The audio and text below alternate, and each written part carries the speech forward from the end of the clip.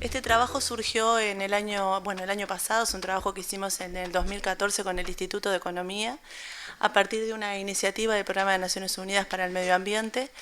Es decir, como van a ver un poco la presentación, el Programa de Naciones Unidas está impulsando lo que se denomina una iniciativa sobre economía verde, y en el marco de esa iniciativa se eligieron distintas experiencias piloto, digamos, para poder evaluar el impacto que tendrían distintas políticas. Bueno, como les comentaba. En el año 2008, digamos, el PNUMA, digamos, presenta, digamos, un trabajo que se denominó hacia una economía verde, en el que se presenta lo que sería lo que se denomina actualmente como el paradigma de economía verde. Y se eligen a partir de ese trabajo la posibilidad de realizar distintos estudios piloto para evaluar cuál sería el impacto sobre, digamos, de la aplicación de distintas medidas que llamamos de economía verde sobre, digamos, el Producto Bruto Interno de distintos países. En ese marco es que se elige Uruguay como para hacer un primer estudio de evaluación, y en particular se le encomendó al Instituto de Economía de la Facultad que se hiciera cargo de este estudio. En mi caso particular, yo trabajé en el análisis de distintas alternativas o políticas vinculadas al transporte, y un poco algunas de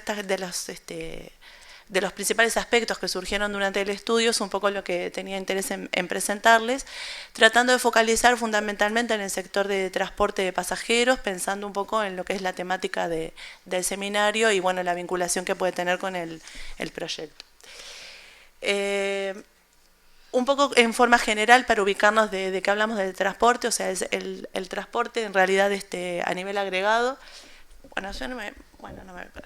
representa a nivel nacional, o sea, desde el punto de vista económico representa aproximadamente el 5% del Producto Bruto Interno Nacional. El sector más importante, digamos, dentro del transporte sería el transporte terrestre, ya sea transporte terrestre, digamos, carretero o ferroviario, o sea, estamos incluyendo los dos dentro de esta categoría de transporte terrestre. Y hay un sector, digamos, que también tiene un peso importante, que es lo que llamamos los servicios complementarios, que son básicamente los servicios, por ejemplo, de almacenamiento, empresas que ofrecen servicios portuarios, logísticos, que es un sector que está en expansión y que contribuye a la generación del valor agregado del sector.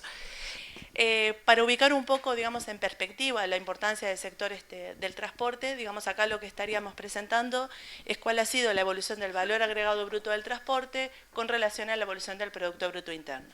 Y en general una conclusión importante que surge a partir de esto es que la evolución del valor agregado del transporte está directamente vinculada al Producto Bruto Interno de la economía.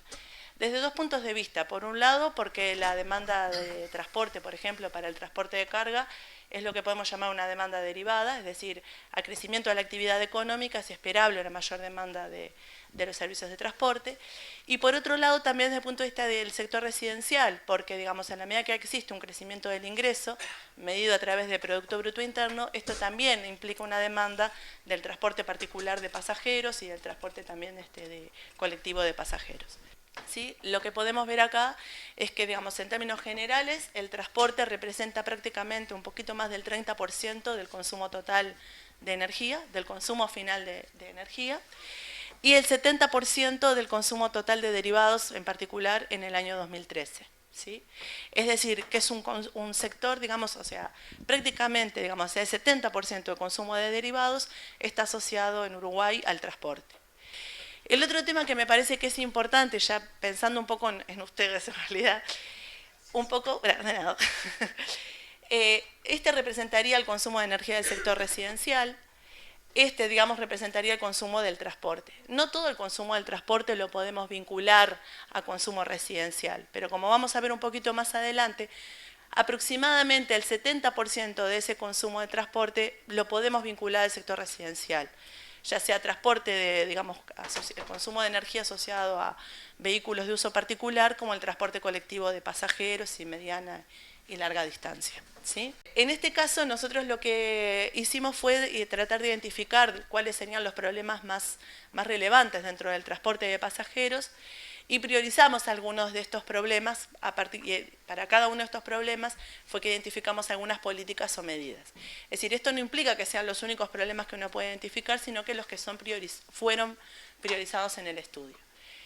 El primer problema priorizado es lo que ha sido lo que es el crecimiento, ha sido no, lo que es el crecimiento del parque vehicular privado a nivel nacional. Y un aspecto particular es que en realidad es un parque vehicular que crece, digamos, sin pautas, por ejemplo, o sin consideraciones de eficiencia energética. Es decir, no existe en este momento un sistema de etiquetado vehicular o una normativa de control de emisiones que pueda pautar el crecimiento del parque hacia vehículos de mayor eficiencia. El otro tema que también está vinculado directamente es lo que llamamos la pérdida sistemática de participación del transporte público de pasajeros en el total de viajes diarios. En este caso, digamos, básicamente nos centramos en el caso de Montevideo, que fue por un lado porque es el que concentra la mayor parte del transporte urbano y por otro lado por un problema de disponibilidad de información. Y por otro lado, bueno, obviamente, derivado de esto, lo que vemos y veíamos hace un rato, un aumento sistemático del consumo de combustibles fósiles y de emisiones de gases de efecto invernadero provenientes del sector.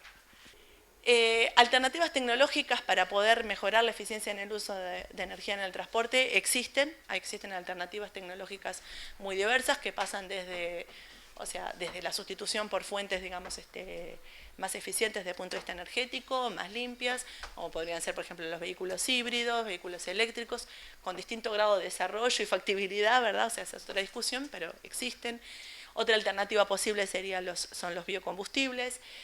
Cambios en la organización general del transporte, digamos un poco por lo que veníamos viendo, una reorganización por modos y por medios de transporte. Cuando hablamos de modos de transporte, hablamos de transporte carretero, ferroviario, fluvial, aéreo, aunque es marginal. Y por medios hablamos si son autos, si son camiones, si son ómnibus, ¿sí? Otra alternativa es promover la renovación del parque hacia vehículos de mejor eficiencia, o sea, el tema tecnológico, o sea, el rendimiento del vehículo.